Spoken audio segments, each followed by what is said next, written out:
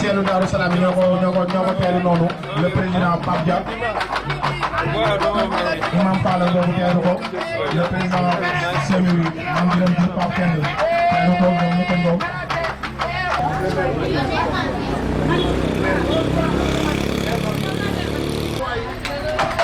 comme sous-préfet ñëw na nag dañuy tàmbali cérémonie bi parce que mi ngi naaj parce que bu ñu nee reboisement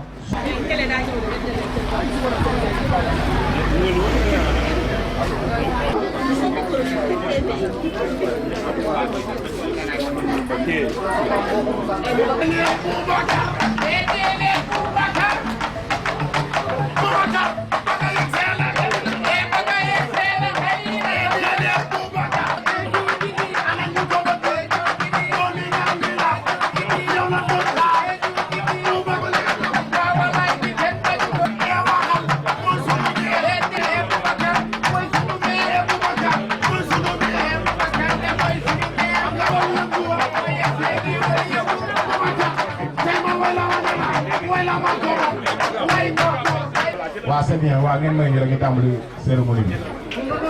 Monsieur Diallo mooy chargé de la communication bu association des. Salut.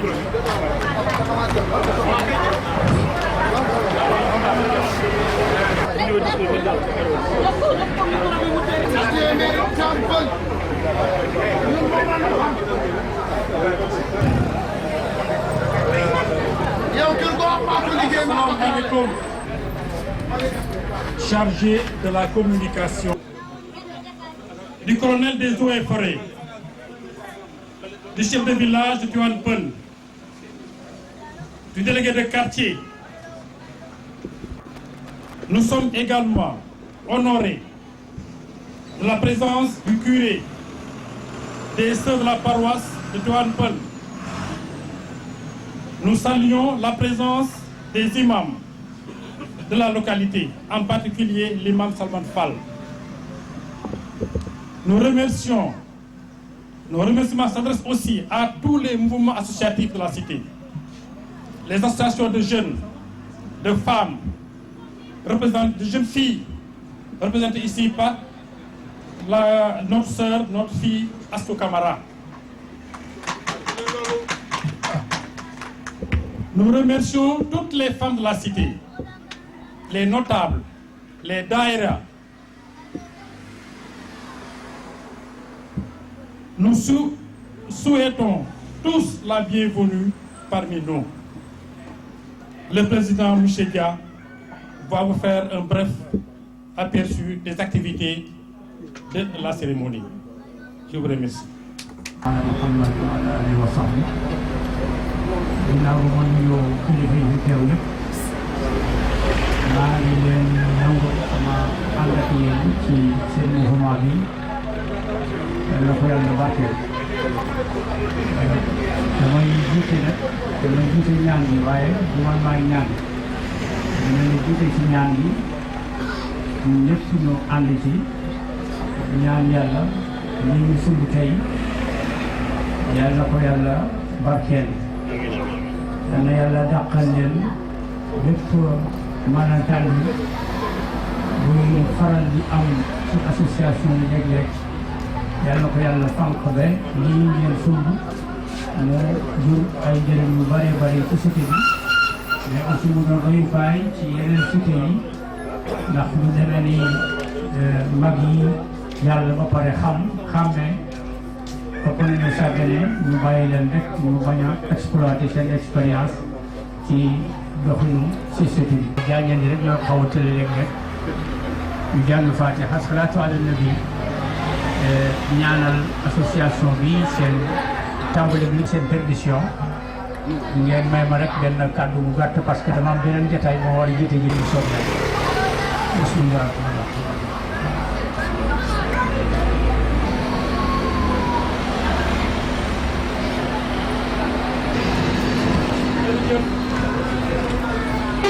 nuyu di la gërëm gis nañ sa taxawaay ci cité bi sa mandute curé Léon Diouf wala quelqu'un de def venu faire ça une bénédiction je vous en prie une bénédiction je vous en prie au délégué de quartier Ababacar ñaan yàlla li ñu sumb ci bismillahi rahmaani rahim yàlla nañ ko yeggali ci alhamdulilahi rabbil alamin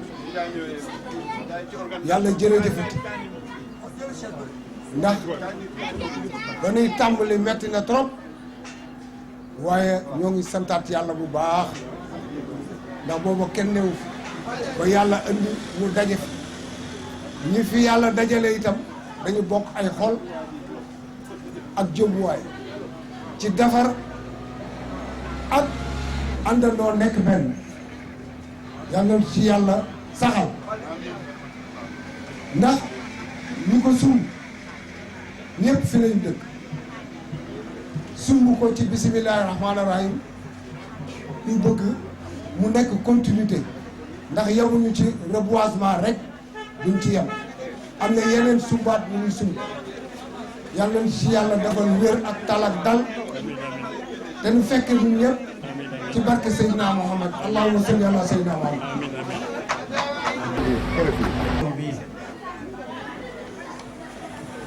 yaakaar naa mos nañ cee def benn waxtaan bu yàgg depuis 2017 bu ma jumulee ci benn mag cim réew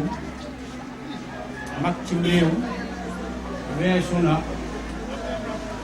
mu toog ci ab keppaar rek wala toog ci ay jataay ñu tuddee ñun grand place weesu na loolu bu ñuy seetloo ni doomu aadama dundam ñetti jamono la jamono bu passé ak bii ñu dund tey muy le présent ak le futur te xam nañ ni mag dajale na ñaar ñi moom dajale na le passé ak le futur am na vision ak expérience bu koy may mën a xool lii ñëw ginnaaw bu dajee le présent le passé kon ak le présent dina ko mën a may mun a xool le futur ndax futur du lenn lu mooy ay expérience yooyu accumulé ak di dund li ngay dund sa jamono nga xool ndax expérience yooyu mën naa tabax li ñëwam di te mag am na loolu vraiment retraité buñ ko dee wax du sax ni ko baat bi tuddee mooy da ngay delluwaat ginnaaw mais defaru la am na fu ñu boole ñoom ak retraite spirituelle daañu si roq bi ne war nañu mën a déglu tuuti.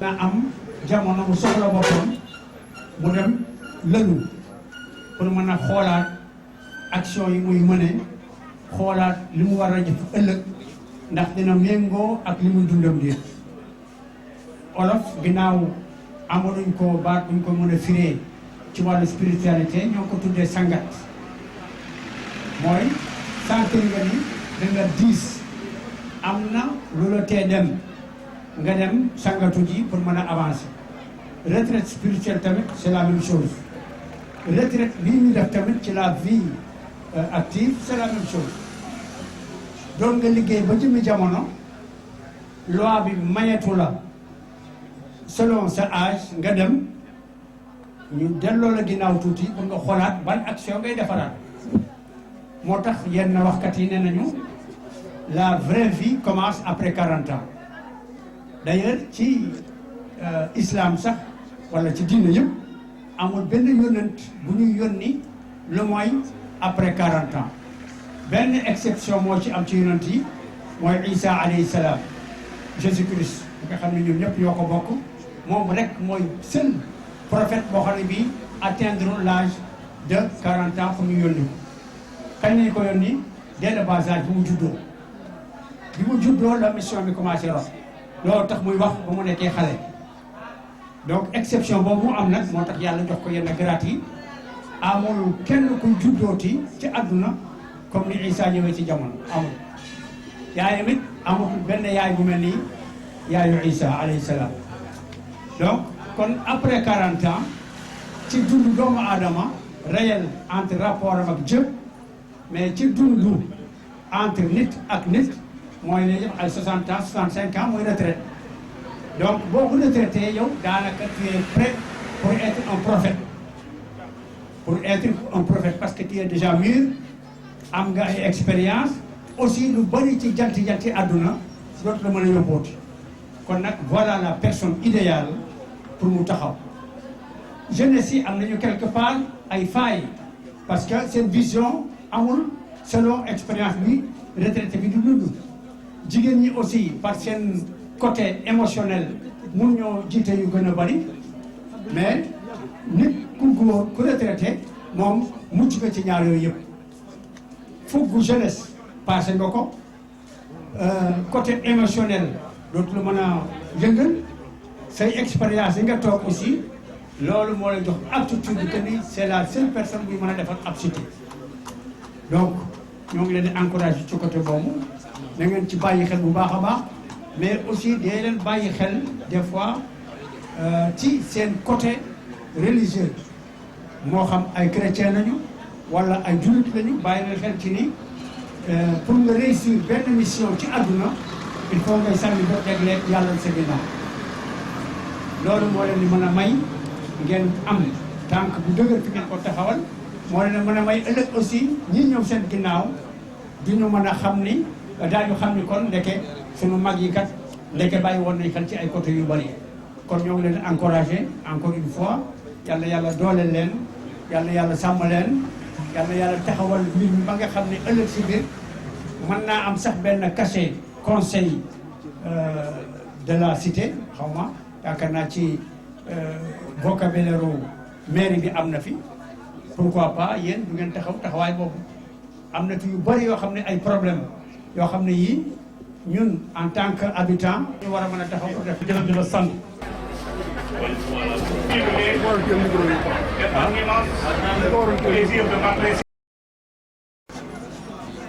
Pour vous souhaiter très cordialement la bienvenue à l'occasion de la journée de recroisement qu'organise l'association des retraités de la cité Darou Salam. En ma qualité de président de l'association, je me permets, monsieur le préfet, monsieur le maire de Tivaouane-Peulh-Niaga, monsieur le commandant de brigade, monsieur le représentant des eaux et forêts, monsieur les délégués des quartiers, honorables invités, de vous dire d'ici là et bienvenue et merci à tous. Je sais que vos agendas respectifs sont très chargés, mais vous avez tenu à nous accompagner ce matin à l'occasion de vous avez témoigné à nous ce matin l'association vous témoigne sa profonde gratitude. Chers invités,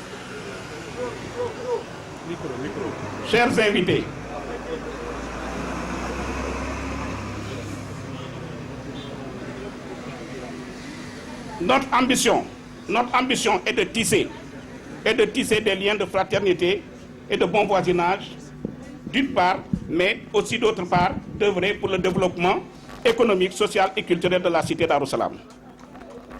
Nous vous signalons par ailleurs que notre association reste ouverte à toutes les formes de partenariat fécond au bénéfice des habitants de la cité. Aujourd'hui, nous parlons de reboisement. Certes, le défi est grand, mais aussi, bien que retraités, nous tenons à participer, nous tenons à faire part et pour élaborer dans le Sénégal vert. D'accord. Merci.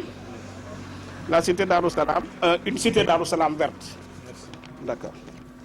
Nous remercions l'ASC, l'association des jeunes dames, l'association, la CMU et tous les habitants. Sans oublier les ligues Neydara Kodou, qui est représenté par Diakher, et la CMU aussi, qui sont là pour nous assister aussi. Nous vous remercions beaucoup. Et nous habitons tous les habitants de la cité. Merci beaucoup. De la santé. Albert. Sans plus tarder, nous donnons la parole au...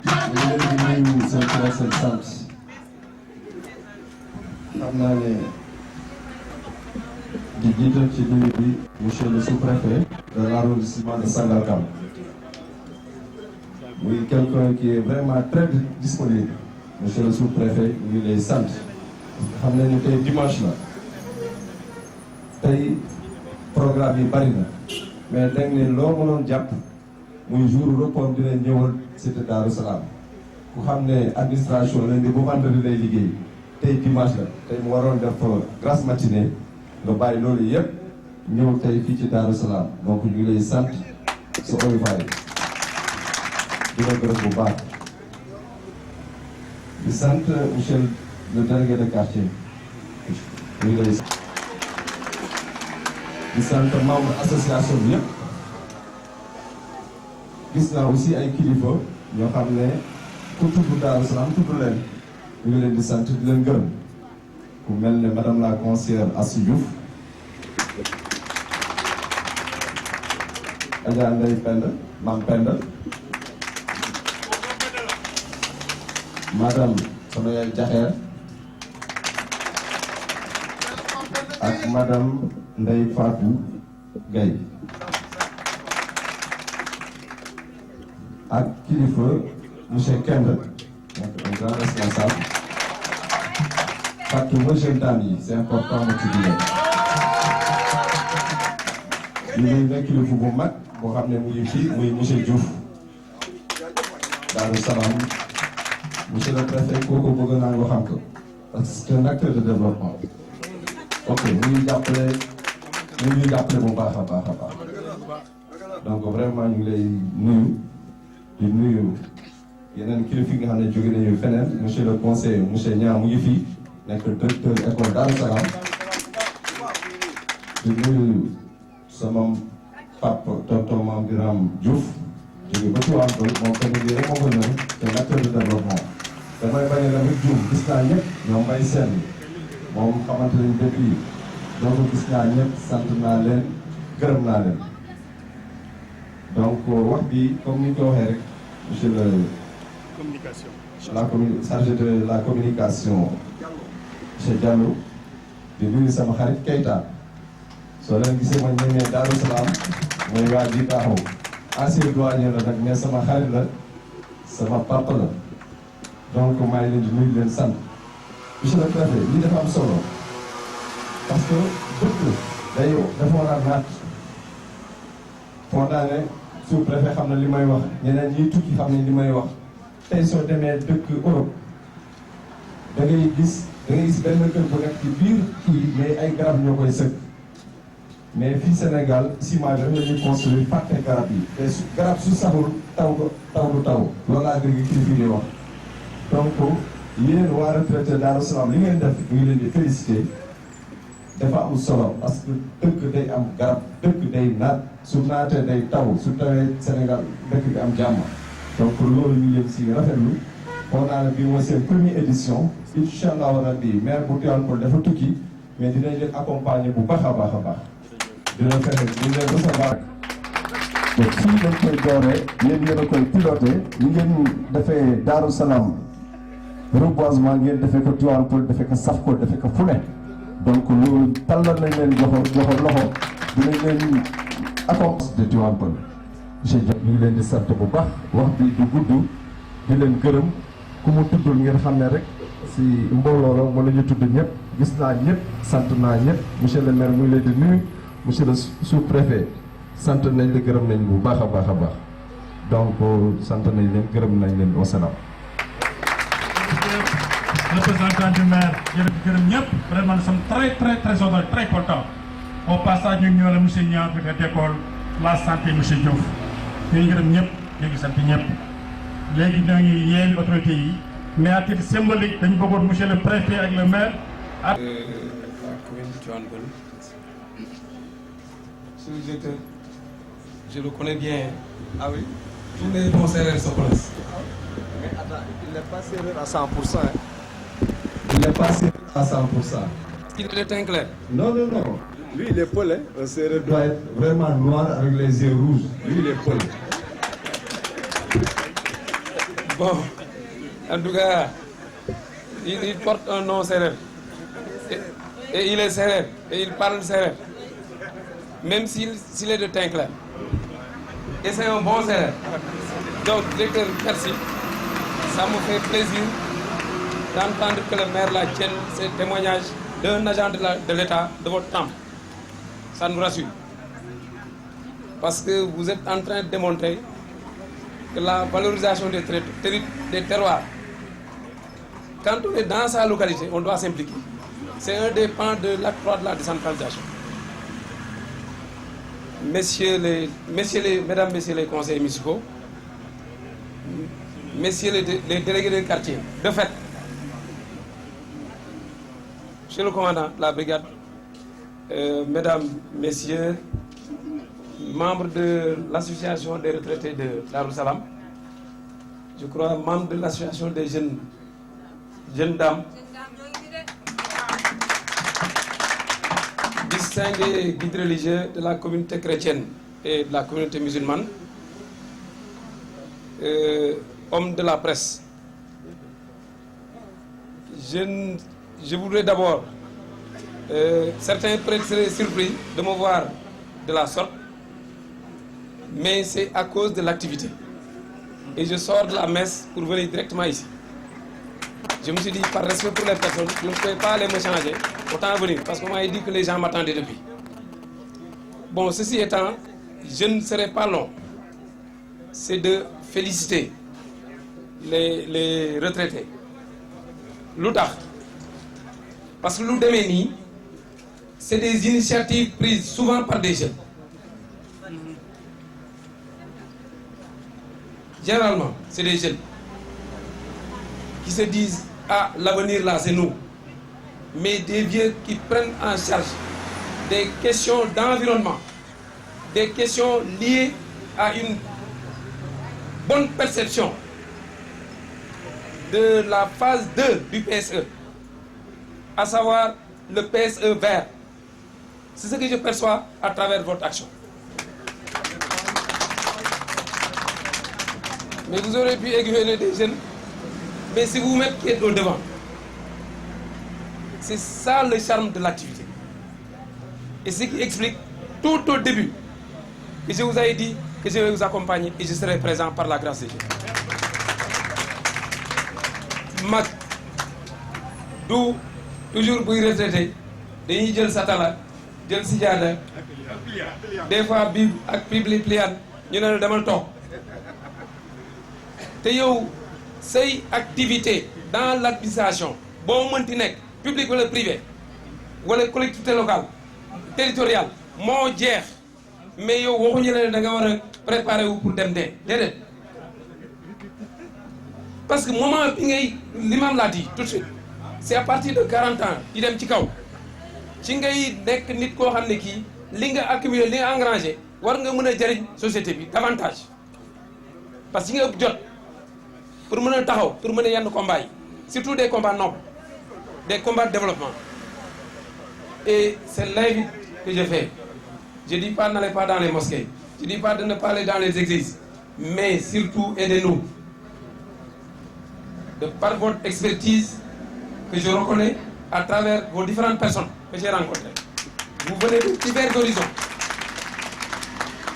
wax naa leen keroog ma lay recevoir sama bureau ma ne leen ku jàkkaarloog yéen war naa tiit parce que dajale 30 ans wala lu ko ëpp dans l'administration bokk ci secteur yi ngeen ma wax ku wax ne yéen xamu leen juum na moo waral je félicite le maire qui a dit que ça ne devient plus une affaire de Darou Salam du directeur de mon ami là Niang, mais ça devient une affaire de Tivaouane Peulh. Il a raison. Et Tivaouane Peulh, ça ne s'arrête pas ici, mais la commune s'appelle Tivaouane Peulh Niague. Donc vous serez à cheval sur 2 unités de gendarmerie. Votre poste est là-bas. Parce que une action, au-delà de la noblesse de l'action, elle doit être transformatrice. Il faut que vous ayez nit. Vous voyez quoi de faire? Ce que nous posons aujourd'hui là, ça ne sera pas vain. L'inlicité où, c'est de dire que moi j'ai horreur. Le président lance un appel. Parce que le réchauffement climatique, quel connaît quel connaît. Il parle de l'Europe tout de suite. Ils ont compris. Mais nous aussi on a compris. Mais citoyen Tébi, le niveau de civisme modeste. J'étais à Denis Bramdao. J'étais chez vos parents enseignants. Où le thème parlait de citoyenneté, civisme, le rôle de l'école. Alors, le gage là, on y aura waxtaan fii ba suba. Ma définir leen lan laa jàpp ne mooy citoyenneté pour man ci gàttal. Parce que citoyen day fekk état am ba pare dès qu'il y a un état c'est ce qui relève ñi juddoo ci état boobu c'est des citoyens de cet état léegi nag état warloo ak ñoom ay droits mais nag en retour c'est l'inverse c'est-à-dire moi citoyen qu'est-ce que je dois à mon état c'est des attitudes de civisme am na ay lois dañ ko war a respecter am na ay lu état bi dogal ne fii lañ war a dem nit ñi dañ ko war a respecter wala toog xaar parce que état bi jox na la li gën a important c'est la citoyenneté parce que monsieur le président de la République suy def adresse à la nation il s'adresse aux citoyens mais aux étrangers qui sont parmi nous mais ñun la d'abord donc réew mi ñu ñoo koy defar à travers des attitudes citoyennes et civiques lii c'en est une te kenn ku nekk dina man affaire bi garab bi ñoom pas jëmbat man sama yoon nekku ci parce que je dis suñu relation ak la communauté moom lañu war a xoolaat génn église génn jàkka ja après yaa ngi romb benn affaire bu tilim te nga war ko for mais man je suis pas un imam mais l'imam je crois il m'en voudra pas mais je crois peut-être que for bi c'est une attitude civique jëmbat garab bi c'est une attitude civique mais boo koy seet ci téere sell yi c'est des choses qui sont retracées bien là-bas parce que tout ce que nous disons en matière de citoyenneté et de civisme c'est en phase avec les religions révélées donc si on va avoir la quiétude ici sur terre faisons en sorte que nous nous approprions ces valeurs et ces attitudes du lu ñuy wax heure julli bu jotee xam nga ne il fait 14 heures war naa waaj dem dañ la ko inculquer nga dem di ko jëfe waaw mais jëfe la fii ci xel lay nekk jàngalekat dugal ko sa bopp nga xam ni nga koy defee mais heure bi bu jotee nga jóg taxaw ne dama war a jàkkaarloog suñu borom am na lu tax day nekk day nekk sa xol sa dënn loolu nag lay laaj nit ñi pour ñu dimbale ñu parce que réew mii kenn ku nekk war nga calculer ne man maay président de la république maay gouvernement maay maire maay sous-préfet maay président association buñ ko deful duñu dem PSE bi ñuy wax mais surtout vert la ñuy wax tey pan boobu bu ñu ko relever taw bi ñu am biig te muy déjà loo xam ne nii suñu borom am na lu mu wone ci li ngeen def donc wóor ñu ne ñun ci suñu wàllu bopp fii war nañoo garab yi ñuy jëmbat léegi foofu laay tëjee ñu dimbali ma parce que je suis délégué du président de la République représentant du gouvernement vraiment si je me mets ici c'est pas pour ñuy jëmbat ay garab suba may romb fii garab yi dootuñu dund man j'ai horreur de me déplacer pour faire un déplacement inutile et vain.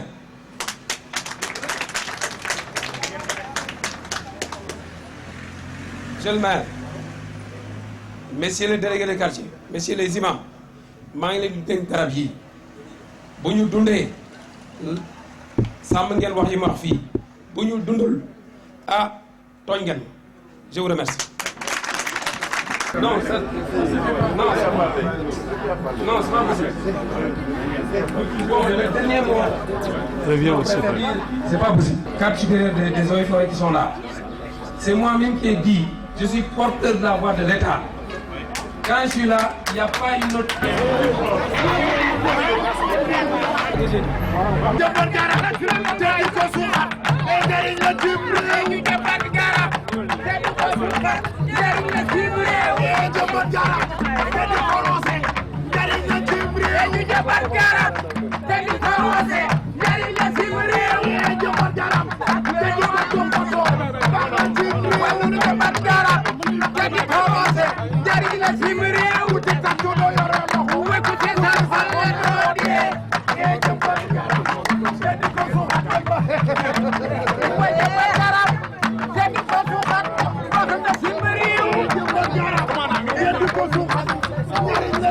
Ay,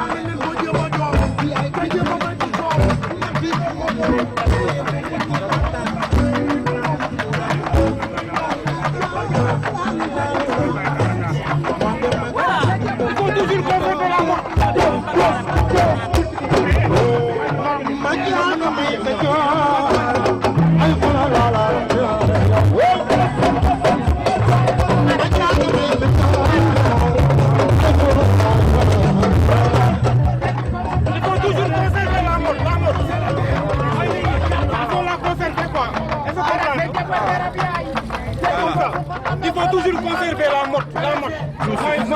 mooy suuf si ànd ak kii. il faut ñu conserver ko. c'est la mode.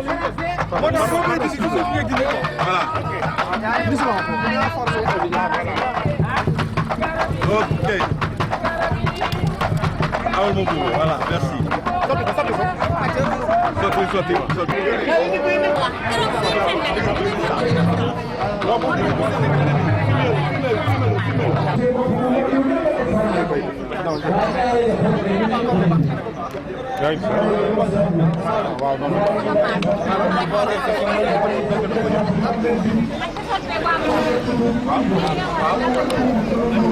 sa loxo sëñ bi.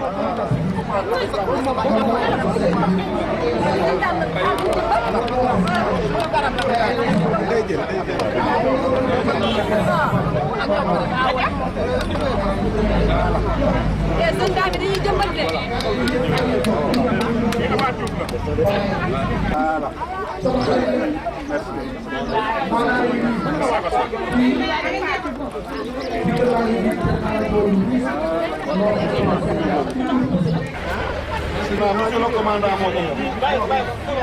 Voilà non. Parce que au moins une information se vérifie d'abord avant d'être diffusée. nga jël portable nii rek balancer nit ñi rek parce que s'il vous plaît les eaux et forêts.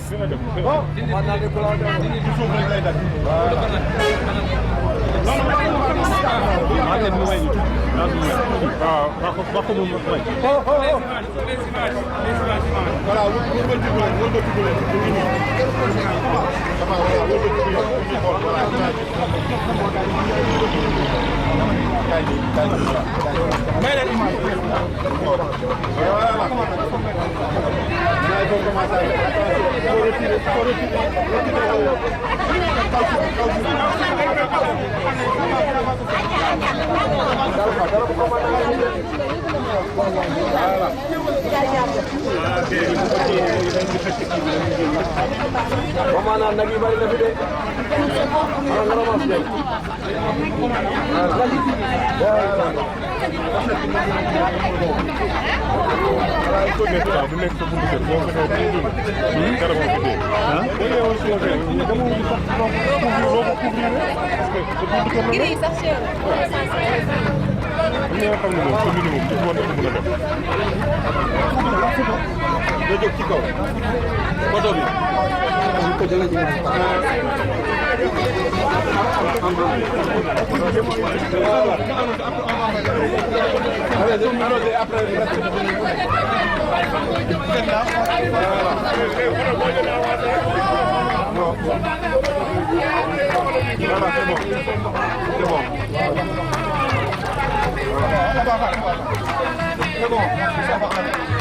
Monsieur le préfet,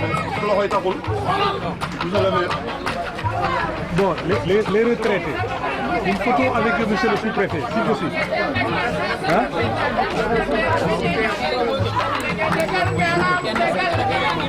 Où est le président? Bon, bon, monsieur le président. Alors, Daniel le Sabambri, une photo avec le sous-préfet, c'est cette banderole de fleurs. Comme ça, Daniel le Sabambri. Monsieur le préfet. Comme ça, vous allez prendre une photo avec les retraités. Vous voulez l'interviewer? Fille, qui c'est cette banderole? Une banderole bien défaite. Cette banderole.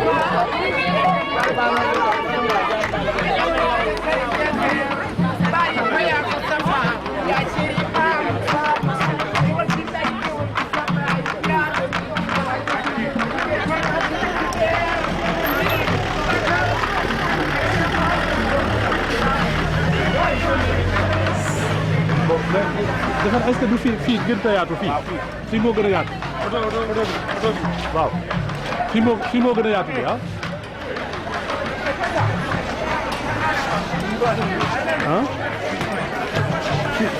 fii moo gën a parce que fale taliba la. Monsieur le préfet vous venez ici. Papa teel ñu micro yi waay.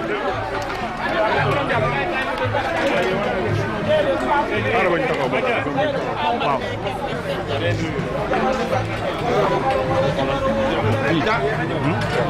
Dégg na am ñu jonkal. non non. na am ñu jonkal. bon non xaaral ñu interview ba pare. may leen ba ñu jël. interview ba préfet jox ñu message bi ba pare ngeen soog a ñëw yéen ñëpp ñu jël leen benn.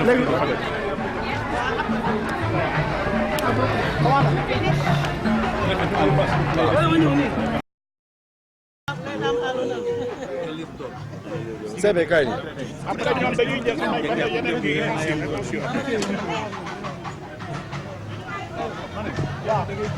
waaw waaw man bokk ma.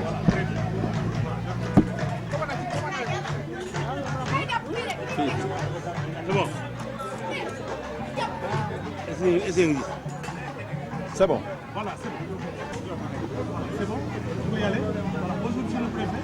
Bonjour. Alors, vous venez de présider la première activité de l'association des retraités de Darou Salam. Et le message de l'État. C'est un message de satisfaction. Parce que la particularité de cette activité, c'est qu'elle est initiée par des retraités.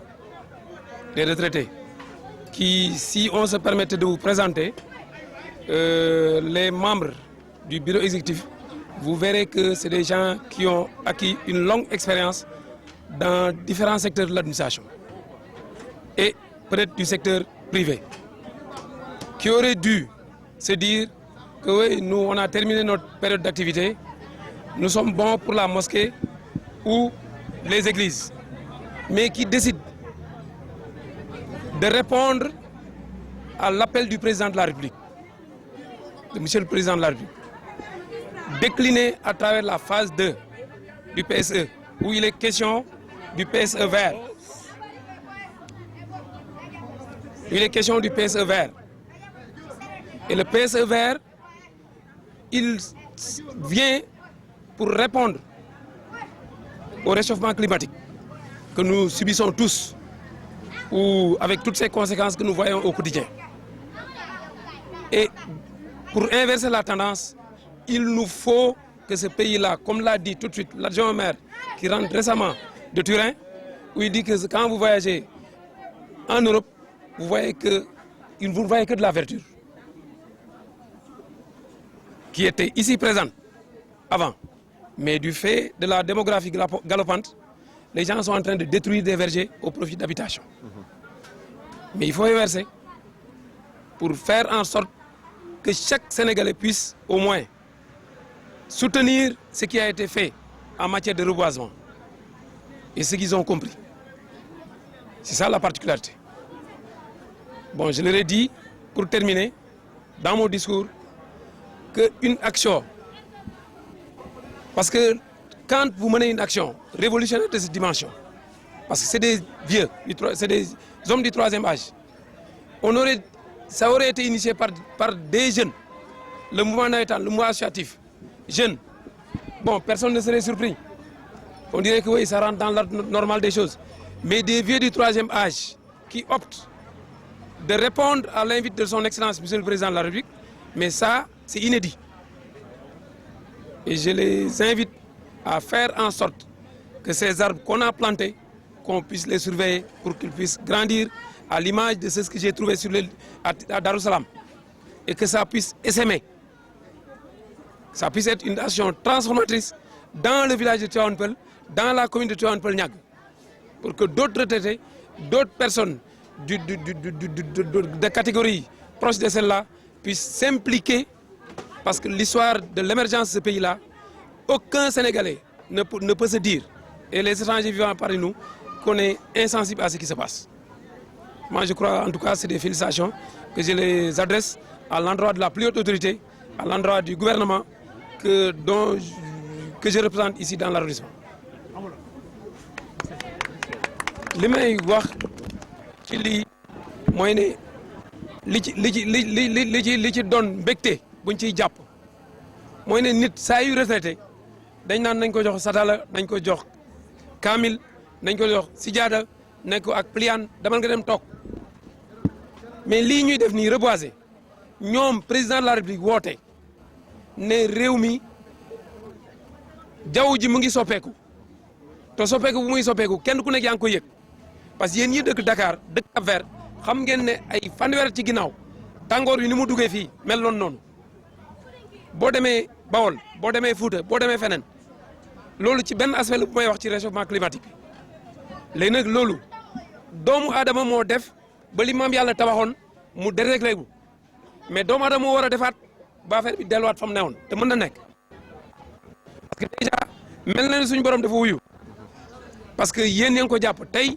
biig mu taw te li ngeen def wuyu woote bi président de la République woote la mooy ne ñaareelu ponk PSE ñaareelu pàccu PSE bi def ci wax Sénégal bu naat mooy PSE vert mais naataange pour mu am ay garab yi foofu ne fa ñu ñoŋal la fa ne may sant ñi fi def garab yi mais ñu dolli ci leneen parce que bu ñu ci dolli leneen rek comme li ne ci fan yii passé mi ngi jógee Italie mu ne lenn moo ko yem fu muy romb naataange léegi mais loolu mën na nekk ci ñooñu gënuñu loolu la président gis mu wax ko bu ñu déggee li mu wax jël seen i soxna jël seen i doom jël seen i imam jël seen i waa jàngu bi ñëw taxaw man mënu ma def lu dul bu ma fi toogalee président ak gouvernement bi lu dul ñëw rafetlu loolu dolli ci ne leen lii def ko yomb na mais li gën a jafe mooy fexe garab yi màgg ba yee ñi gis nii ñu fekk si leen te itam ñu fexe ba ni ko maire wootee sànq ñu dem biir Tivaouane Peulh dem ñàgg dem dëkk yi nekk fi yëpp ak cité yi fi nekk pour ñu wax leen ah ñun de ay retraité lañu woon yu Daaru Salaam mais nañ góorgóorlu ba ñun ci suñu wàll bataayu plan Sénégal émergent vert bi ñun ñu dox ci suñu pàcc dina law ci biir Tivaouane Peulh ñàgg dina law ci biir arrondissement bi dina law ci biir Sénégal loolu laa amoon ci lu may wax.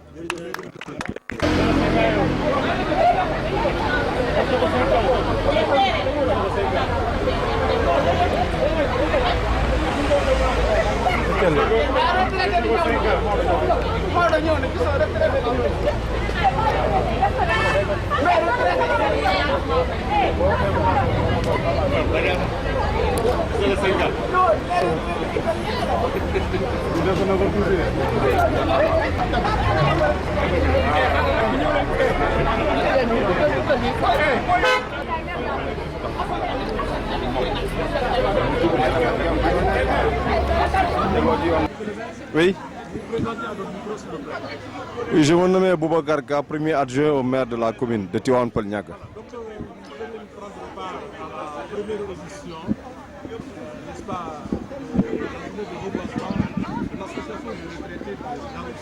Oui.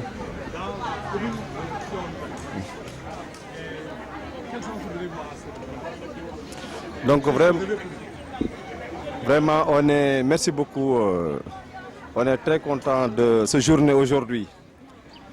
Aujourd'hui, on peut dire que c'est la première fois dans la commune de Tivaouane Peulh Niaga des retraités qui ont fait l'administration pendant 30 ans, 35 ans, qui ont retourné pour aujourd'hui faire une association de reboisement. Ça, c'est important. Aujourd'hui, ils ont commencé à Darou Salam. Mais je les ai dit, aujourd'hui, il faut penser à toute la commune. Donc, à penser à Tivaouane Peulh, à Safko qui est à côté, Niaga, tous les villages. Et on va, c'est Darou Salam qui ont... Ça c'est né ici à Darou Salam. Donc, c'est très important aujourd'hui. Et à partir d'aujourd'hui, on va essayer de reboiser toute la commune, Inch'Allah. L'environnement est une compétence transférée aux collectivités territoriales. Alors, si les citoyens prennent une telle initiative, quel soutien pouvez-vous leur apporter? Donc, ça, on est tout cœur avec eux. On a une commission chargée de l'environnement, mais aujourd'hui, c'est les jeunes. Chaque année, on le fait. Mais le problème est que, tu peux aujourd'hui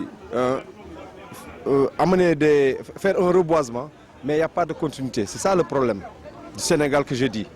C'est pour cela que je dis, on fera tout, la commune de Tivaouane Peulh Niaga va accompagner l'association de retraités de Darou Salam et l'association, on peut dire que maintenant ça sera l'association de retraités de la commune de Tivaouane Peulh Niaga. la commune de Tivaouane Peulh va les accompagner de tout cœur, Inch'Allah. ci wolof waaw maa ngi sant ñëpp di gërëm ñëpp man la Boubacar Ka adjoint maire bu Tivaouane Peulh di rafetlu bés bi bu baax tey association retraité bu Daaru Salaam nekk ci commune fii ci Tivaouane Peulh Niaga ñoo doon def seen reboisement mu nekk lu rafet donc wax naa leen à partir d'aujourd'hui dootuñu ko yemale rek ci Daaru Salaam ñoom association boobu des retraités léegi dañ leen di dënk képp koo xam ne mu ngi yeewoo Niaga wala Tivaouane Peulh ba Déni Géej bën na ba incha allah Niaga Peulh ak saf ko fii seen wet ak tawféex yi donc képp koo xam ne retraité nga na nga jege les retraités de Darou Salam ngeen def benn association bu dëgër ñoom nag ñoo koy jiite parce que ñoom ñoo ko xalaat su ko defee commune bi gën a vert na sax mais mu gën a verte voilà. kon nag noonu la ñu mën a jàppale xam nga ne environnement compétence de transfert la au collectivité territoriale alors ay retraités nag ñu leen jàppale ci biir yéen daal ngeen war a mën a jàppale incha allah rabbi bés ni ki tey tal nañ leen loxo dinañu jàppalante association bi ak mairie bu Tivaouane Peulh incha allah dinañu jàppalante nekk benn lépp loo xam ne ñoom soxla nañ ko te ñun ñu mën ci taxaw dinañ ci taxaw incha allah rabbi merci beaucoup.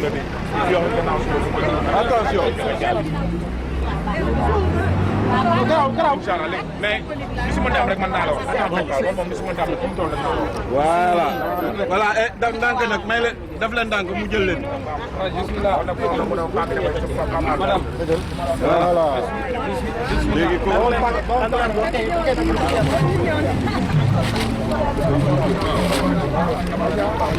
avec elle. Voilà. Yes, sir.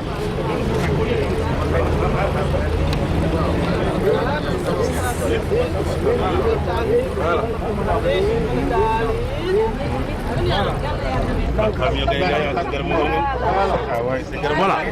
C'est bon. C'est bon, monsieur le préfet, c'est bon. Bonjour, monsieur le président, et présentez-vous à notre micro, s'il vous plaît. Ok, je m'appelle Pape Matérédia. Je suis président de l'association des retraités de la cité Darou Salam. Voilà, donc faites une petite présentation de cette association.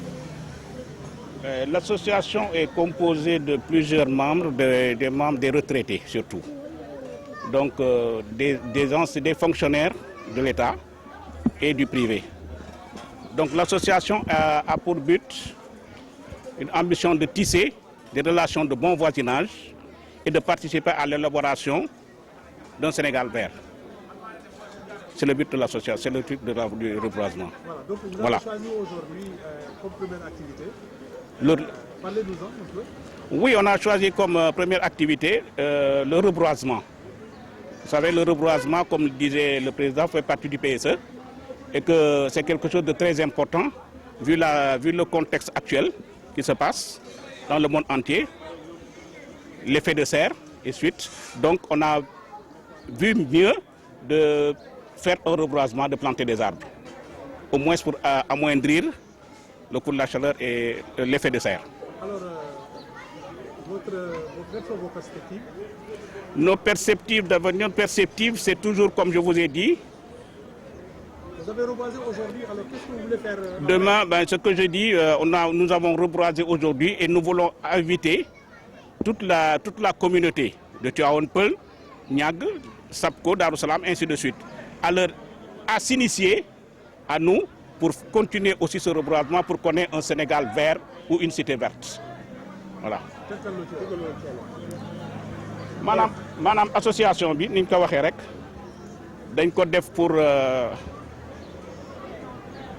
maanaam jàpp dañ ko def maanaam comme ñun ay mag lañu ay retraité lañu dañu ne tooguñu dañu bëgg ñun tamit jóg participer ci koom-koomu développement dëkk bi ndax ñëpp xam nañu dëkk bi toll na ci période boo xam ne tàng na te effet de serre foo ko mën a seet foo ko fëkk taase na ko donc jëmbat garab dafa doon loo xam ne lu ñuy suqat la jëmbat garab dafa doon am loo xam ne dafa am solo day dundal nit te lii ñu def ni di jëmbat garab dañ ko bëgg initier ko pour ñëpp di xool ci ñun roy ci ñun ñu ngi ak fi cité yëpp cité yi ñu jënd ak Daaru Salaam Tivaouane Peulh ñàgg ñoom ñëpp bëgg nañu ñëpp référé wu ci ñun pour ñoom tamit ñu def ni ñun suñu defee ni ñun Sénégal def ñeneen def noonu ñeneen def ni noonu Sénégal defe naa dina weer.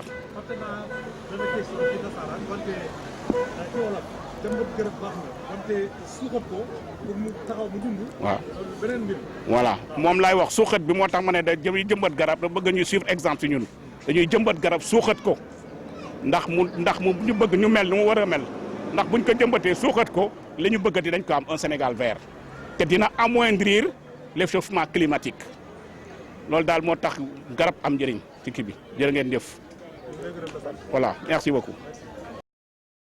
sa borom kër